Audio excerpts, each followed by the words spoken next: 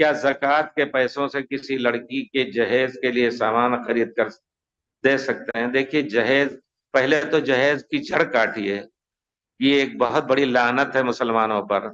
बेचारा बाप जो, जिसको वल्लाहि उलमा लोग, अब यहाँ रहने की वजह से थोड़ा सा लोगों को उम्मीद होती थी कि इनको, इनके पास पैसे होंगे। मेरे पास लिखते थे, अल्हम्दुलिल्लाह दिया, पैसा बहुत दिया अल्लाह ताला ने। किसी जमाने हमारी तनख्वाह 35,000 थी।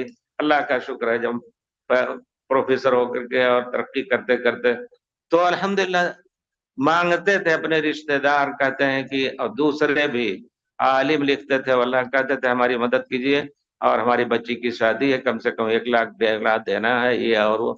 इस तरह इस लानत को खत्म कीजिए। यकीनन बहुत बड़ी लानत है मुसलमानों में। लेकिन अगर मजबूर हैं तो आप अपना पूरा पैसा उसको ना दीजिए।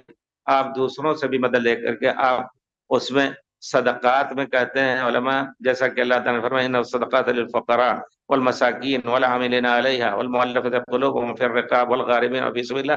कई किस्म के लोगों का हक है, तो आप अपना पूरा पैसा उन्हीं को ना उड़ेल दें। अलबत्ता एक नेक काम ये कर सकते हैं, इनसे कह दें भाई उनकी मजबूरी है, थोड़ी सी आप भी मदद कर दिए, थोड़ी आप भी, हर एक अपने ज़कात से थोड़ा थोड़ा मदद कर दे, कोई हरज नहीं है इंशाल्लाह। लेकिन अल्लाह के बंदो, कोशिश करो जा करके किसके खिलाफ आवाज उठाने की।